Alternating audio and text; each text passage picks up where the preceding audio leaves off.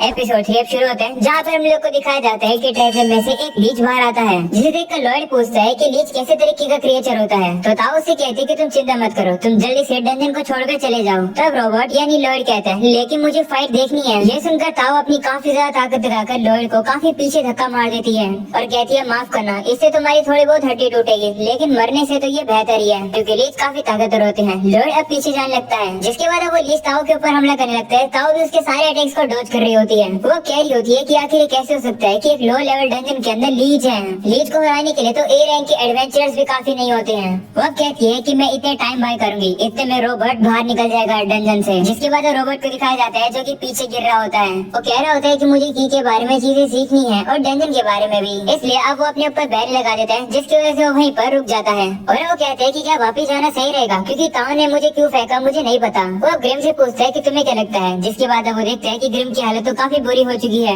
वो लॉयड से कह रहा होता है कि घर वापस आ जाओ और मुझे बचा लो। तो अब लॉयड कंफ्यूज हो जाता है कि वो क्या करे। अगले सीन में हम लोग ताओ को देखते हैं जो कि लीच से लड़ रही होती है और से लड़कर उसकी काफी बुरी हालत हो चुकी है। उसे भी रियलाइज हो चुका है कि वो इस लीच से नहीं जीत पाएगी और वो मर जाएगी। वो सोचती है कि रॉबर्ट बाहर निकल चुका होगा तो मैं भी धीरे धीरे बाहर निकलती हूँ। वो बाहर जा रही होती है तभी लीच उसे कहता है कि टेक्निक। ये सुनकर ताओ काफी हैरान होती है कि ये लीच बात कर पा रहा है। वो लीच उसे कहते हैं तो तुम्हारे पास एक फॉरेन आर्ट है, मैंने भी ऐसे किसी को खाया था जिसके पास ये सेम एबिलिटी थी। अल्टीमेटली ये मैजिक का ही लोअर फॉर्म है। मैं हमेशा एडवेंचरर्स की सोल को यहीं पर खा लेता हूँ और उनकी विजडम और उनकी स्किल्स गेन करता हूँ। तुम्हें खाना मुझे लगता है वर्थ ईटिंग होगा, लेकिन जो लड़का पहले यहाँ पर था उसने मेरे अटैक पर काफी तेजी से रिएक्शन दिया। ये सुनकर ताओ से कहते हैं कि तुम और रॉबर्ट बिल्कुल भी एक जैसे नहीं हैं। तुम लोग भले ही नॉलेज के पीछे भागते होगे, पर मुझे लगता है कि अगर रॉबर्ट को रास्ते में पत्थर भी मिल जाएगा तो उसे भी देखकर वो एक्साइटेड हो जाएगा। ये जानकर मुझे खुशी हुई कि कॉन्टिनेंट पर की टेक्निक को लोग एक वाटर मार्शल आर्ट की तरह ट्रीट करते हैं, लेकिन रॉबर्ट ने कहा कि वो इन टेक्निक से काफी इम्प्रेस्ड हुआ। तो वो लीच उसे कहते हैं कि इससे मुझे क्या फर्क पड़ता है। तभी ताओ अब ब्रीदिंग करने लगती है और जाकर सीधा उसको मुक्का मारती है, लेकिन तभी वो लीच एक काफी पावरफुल बैरियर लगा लेता है। ये देखकर ताओ कहती है कि मुझे इस बैरियर से फर्क नहीं पड़ता है। जब से मैं 5 साल की थी तभी से मैं ट्रेनिंग कर रही थी, चाहे आंधी हो चाहे तूफान हो चाहे कोई सा भी दिन हो, इसी कारण से मुझे कोई बॉयफ्रेंड नहीं मिला। ऐसा बोलने के बाद अब उस बैरियर के ऊपर काफी ज्यादा खतरनाक हमले करने लगती है और फाइनली वो उस बैरियर को तोड़ देती है। और वो लीच से कहती है कि मुझसे पंगा मत लो। ऐसा बोलने के बाद अब उसकी काफी बुरी हालत हो जाती है और वो नीचे गिर जाती है क्योंकि उसने अपनी सारी ताकत लगा दी है। वो तो अपनी बॉडी को मूव भी नहीं कर पा रही होती है। तभी अचानक हम लोग देखते हैं कि वो लीच अब उसके पीछे ही आ चुका है और उसकी बेइज्जती करके कहता है कि तुम्हारी की टेक्निक तो मेरी एक मैजिक की उंगली से भी कमजोर है, लगता है तुमने अपनी जिंदगी वेस्ट कर दी। ऐसे बोलने के बाद वो ताओ के ऊपर हमला कर देता है, लेकिन तभी अचानक से वो लीच देखता है कि वो जो अटैक होता है वो टूटने लगता है और पता चलता है कि वहाँ पर लॉयड टाइम पर आ चुका है, जिसने अपना बैरियर लगा रखा है और ताओ को ही बचा लिया। रॉबर्ट अब ताओ से कहता है तुम इतनी जल्दी हार मान रही हो, ठीक है फिर मुझे यहाँ से संभालने दो, मुझे जल्दी खत्म करना होगा, लेकिन चलो खेलते हैं। वही ताओ से कहती है कि ये बैरियर तुम यूज कर रहे हो क्या, वैसे तुम यहाँ पर क्यों आए हो। जिसके बाद वो सीधा रॉबर्ट की आंखों में देखती है और अब उसकी बोलती बंद हो जाती है उसकी आंखों में देखकर। जिसके बाद वो लीच को दिखाया जाता है जो कि अब हमला करने वाला होता है, लेकिन तभी अचानक से लॉयड सीधा ही उस लीच के पीछे पहुंच जाता है। ये देखकर सभी हैरान हो जाते हैं। जिसके बाद अब रॉबर्ट यानी कि लॉयड की ब्रीथिंग करने लगता है, जिसे देखकर लीच कहते हैं कि आखिर अभी इसने क्या किया। इसने तो अभी air class spell full sprint use किया, ऐसे कर पाना तो इम्पॉसिबल है, वो भी बिना इनकंटेशन के। जिसके बाद वो सीधा लॉयड के ऊपर वापस से हमला करता है, पर लॉयड बैरियर लगाकर सारे अटैक्स को सहन कर रहा होता है। वहीं पर वो की ब्रीथिंग कर रहा होता है। वो दरअसल की को और माना को दोनों को कंबाइन करने की कोशिश कर रहा है। वहीं पर वो लीच लॉयड के बैरियर को तोड़ ही नहीं पा रहा होता है और कहते हैं कि ये क्या है, ये तो काफी ज्यादा हार्ड है। वहीं लॉयड कह रहा होता है कि मुझे लग रहा है कि मैं फाइनली ये कर सकता हूँ। उसे अब ताओ की बात याद आती है जो कि उसे कह रही होती है फोकस। तब लॉयड भी फोकस करने लगता है, जिसके बाद वो एक काफी गहरी सांस लेने लगता है और फुल स्प्रिंट स्पेल को एक्सेलरेट करता है। इसी तरीके से लॉयड अब काफी ज्यादा हवा को अंदर लेने लगता है, जिसकी वजह से वो इधर से उधर जा रहा होता है। ये देखकर लीच को लगता है कि लॉयड भाग रहा है, तब उसके बैरियर के ऊपर काफी ज्यादा हमले करने लगता है। तभी लॉयड रियलाइज करता है कि वो अच्छे से सांस नहीं ले पा रहा है क्योंकि बैरियर बीच में आ रहा है, इसलिए अब वो बैरियर को खुद से हटा देता है। ये देखकर लीच को लगता है कि उस बैरियर को उसने तोड़ा है और वो उसे कहता है कि मैं तुम्हारी लिमिट अब देख सकता हूँ मेज। ऐसा बोलने के बाद वो लॉयड के ऊपर सीधा हमला कर देता है। वहीं पर लॉयड एक पत्थर के जरिए आसमान में लटक जाता है। वो अटैक उसे लगने वाले होते हैं, लेकिन तभी लॉयड की ब्रीदिंग का यूज करके काफी तेजी से वहाँ से निकल जाता है। वहीं पर ताओ भी समझ जाती है कि लॉयड ने बैरियर खुद से हटाया, जिससे कि वो और ज्यादा सांस ले सके और हवा को अंदर ले सके, जिससे कि वो काफी ज्यादा पावरफुल की को चैनल कर सके। जिसके बाद लॉयड अब की और मानो को एक साथ कंबाइन कर देता है। तभी अचानक से वो लीच उसके ऊपर वापस से हमला कर देता है, वो भी चारों तरफ से। तब लॉयड भी की और माना के कॉम्बिनेशन का यूज करता है उसके अटैक को तोड़ने के लिए। ये देखकर सभी वापस से हैरान हो जाते हैं। लॉयड अब कहते हैं कि मेरा अटैक तो लीच तक पहुंचा ही नहीं, इसका मतलब ये काफी कमजोर अटैक था। मुझे अपने हमले को और ज्यादा थिनर करना होगा और दूर तक भेजना होगा। ऐसा बोलने के बाद अब वो उससे लीच के ऊपर हमला कर देता है। तो अब लीच भी अपने अटैक का यूज करके अपने आप को बचाता है, पर अब लॉयड का भी हमला उसके सारे अटैक्स को तोड़ देता है। इसी तरीके से लॉयड अब उसके ऊपर लगातार हमले कर रहा होता है और हंस रहा होता है और कहता है कि कम ऑन, मेरे पास और भी काफी सारे आइडियाज है टेस्ट करने के लिए, मुझे बस तुम मजे करने दो। ऐसा बोलने के बाद अब वो वापस से उसके ऊपर काफी हमले करने लगता है, जिसे देखकर लीच भी डर जाता है और कहता है कि ये क्या है, ये तो काफी तेजी से हमले कर रहा है, वो भी बिना इनकंटेशन के। क्या ये सही में की टेक्निक्स है? पर ये तो इम्पॉसिबल है, मुझे लगा था कि ये लड़का एक मेज है। आखिर सिंपल की टेक्निक मेरी सॉर्सरी को मैच कैसे कर सकती है? नहीं, इसने तो मुझे सरपास ही कर दिया। वो ऐसा इसलिए कहते हैं क्योंकि लॉयड का हमला उसे लग जाता है। ये देखकर तो ताओ भी काफी ज्यादा हैरान हो जाती है।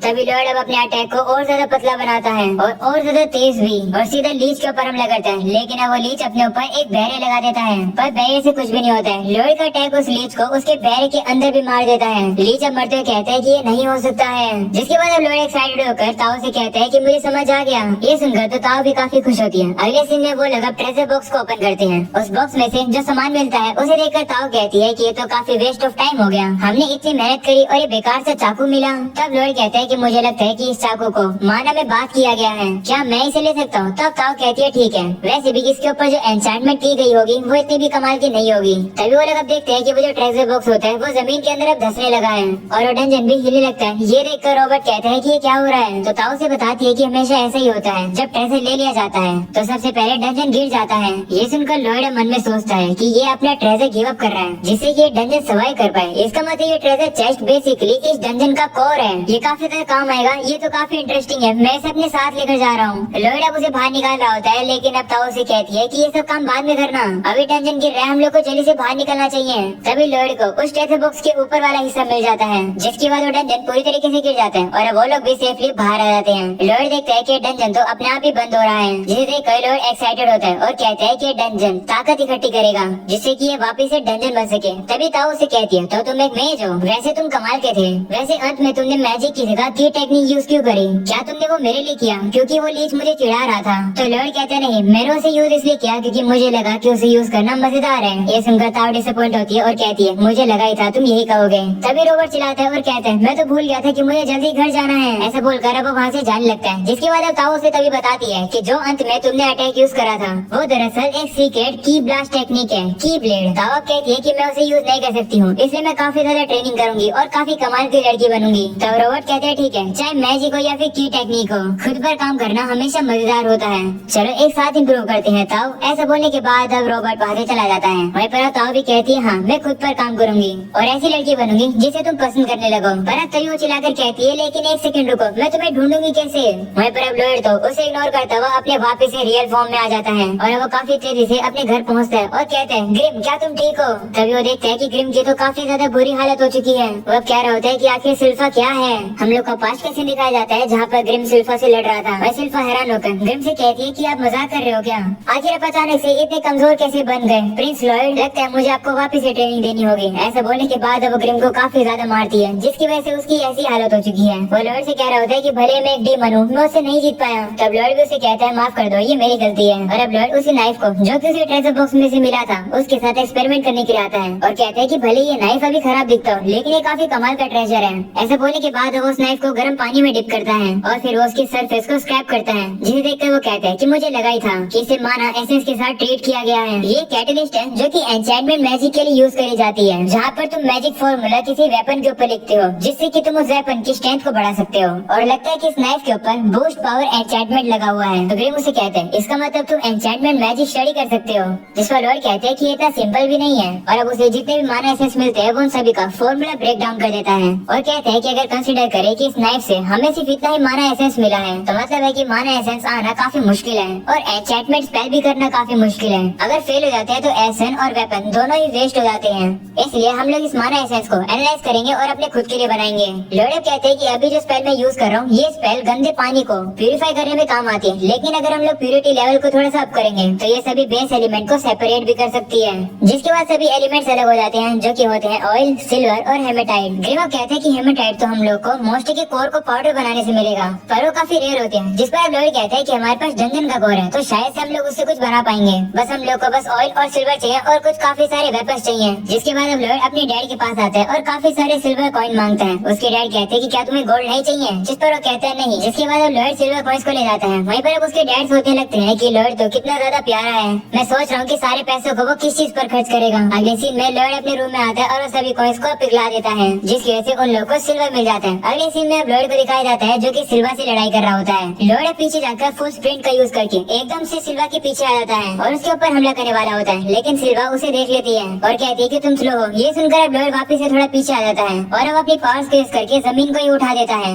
ये देखकर सिल्वा भी हैरान हो जाती है, जिसके बाद अब लॉयड सिल्वा के ऊपर हमला करने के लिए आता है, पर वो देखता है कि सिल्वा तो वहाँ पर होती नहीं है। वो अब उसे ढूंढने लगता है, पर तभी उसे पता चलता है कि सिल्वा तो सीधा उसके नीचे थी और वो उसके ऊपर हमला कर देती है। लॉयड अब नीचे गिर जाता है तो सिल्वा उसे पकड़ लेती है, जिसे देखकर लॉयड कहते हैं कि तुम जीत गई। और अब अगले सीन में लोग देखते हैं सिल्वा लॉयड को ऑयल दे देती है। लॉयड और सिल्वा से कहते हैं कि क्या तुम श्योर हो कि ये तुम मुझे दे रही हो? मुझे लगा था कि डील ये थी कि पहले मुझे तुम्हारे ऊपर हमला करना होगा वरना मुझे ऑयल नहीं मिलेगा। जिस पर सिल्वा कहती हाँ लेकिन कोई बात नहीं, मैं अभी दरअसल काफी खुश हूँ क्योंकि उस दिन मैं ये देखकर काफी ज्यादा डर गई थी कि आप काफी ज्यादा बेकार तरीके से लड़ रहे हो। पर लगता है कि उस दिन बस आपका बैड लक था। ये सब कुछ अब ग्रिम भी सुन रहा होता है। वो कह रहा होता है कि मुझे बिलीव ही नहीं हो रहा है कि सिल्वा ने मुझे हरा दिया उस दिन। आखिर कितनी खतरनाक मेड है। जिसकी वजह सिल्वा कह रही होती है कि लॉयड के पास काफी अमेजिंग स्किल्स है मैजिक के साथ और स्वॉर्ड के साथ। मुझे तो लगता है वो बड़े होकर एक नाइट कमांडर बनेंगे। जिसके बाद अब लॉयड वहाँ से चला जाता है। वहीं पर सिल्वा सोच रही होती है कि लॉयड ऑयल के साथ क्या खाना बनाने वाला है। आगे से हम लोग देखते हैं लॉयड अपने रूम में आता है और वो ऑयल को और हेमेटाइट को मिला देता है, जिससे कि उसे माना एसेंस मिल जाता है। जिसके बाद अब लॉयड एल्बर्ट के पास आता है और उसे कहता है कि मुझे काफी सारे वेपन्स चाहिए एन्चेंटमेंट मैजिक यूज करने के लिए। तो अब एल्बर्ट भी काफी ज्यादा खुश होता है और उसे कहता है कि ये तो काफी क्यूट चीज है करने के लिए। तो लॉयड उसे कहता है हाँ तुम्हारे पास काफी सारे गार्ड्स हैं। तो अब एल्बर्ट कहता है हाँ मैं अभी इनसेन के वेपन्स मांगता हूँ। जिसके बाद वो अपने सभी गार्ड से कहता है कि क्या कोई अपने वेपन को मेरे छोटे प्यारे भाई के हाथों स्ट्रेंथन कराना चाहता है। तो वो सभी डर के मारे सभी अपने वेपन्स को वहाँ नीचे गिरा देते हैं और कहते हैं ये लो। सभी नाइट सब काफी ज्यादा दुखी होते हैं और कह रहे होते हैं कि उनकी तलवार तो काफी ज्यादा नई थी।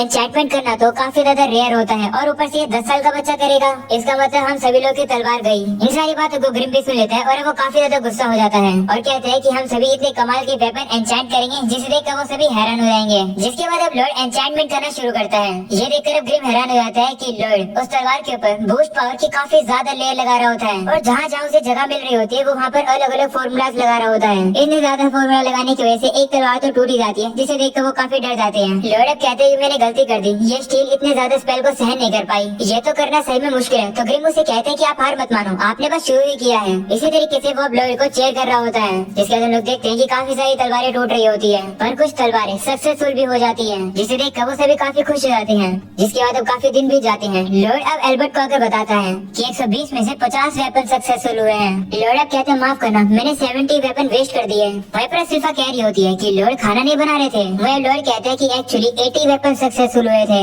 पर मैंने उनके ऊपर कुछ एडिशनल स्पेल लगाने का ट्राई किया और 80 से 50 हो गए। वहीं पर अब एल्बर्ट हैरान हो रहा होता है और कहते हैं कि एक फर्स्ट एड एन्चेंटर के सक्सेस रेट 10% के अराउंड होते हैं। लॉयड ने इतने सारे एन्चेंटमेंट किए हैं, मुझे तो विश्वास ही नहीं हो रहा है। लगता है मैंने जितना सोचा था लॉयड उससे भी ज्यादा टैलेंटेड है। वहीं पर भी गार्ड कहता है कि अगर ये सच्ची बात है तो ये काफी कमाल की बात है। तो दूसरा गार्ड उसे कहता है कि बेवकूफ मत बनो, ये बिल्कुल भी सच नहीं है। लॉयड शायद से 70 वेपन्स को डिस्ट्रॉय करने के बाद अपने आप ही रुक गया। लॉयड की बेइज्जती सुनकर सिल्वा उससे काफी ज्यादा गुस्सा हो जाती है। वहीं वो गार्ड कहता है कि मुझे लगता है कि तलवार शार्प भी है। ऐसा बोलने के बाद वो अपनी तलवार को उसकी मियान में डाल रहा होता है और वो मियान ही कट जाती है, जिसे देखकर वो कहते हैं कि मेरी मियान तो टूट गई। ये सुनकर ग्रिम कहते हैं देखा तुम्हारी तलवार इतनी शार्प हो गई है कि मियान भी कट गई। जिसके बाद अब एल्बर्ट भी अपनी तलवार को देखता है और वो काफी ज्यादा हैरान हो जाता है। तभी लॉयड से कहता है कि मैं देखना चाहता हूँ इन वेपन्स को यूज होते हुए बैटल में। तो एल्बर्ट उसे कहता है ठीक है ऐसी बात है तो तुम मेरे साथ आओ, फादर ने मुझे मॉन्स्टर हंट का टास्क दिया है, आना चाहोगे? ये सुनकर लॉयड काफी खुश जाते हैं और कहते हैं हाँ बिल्कुल।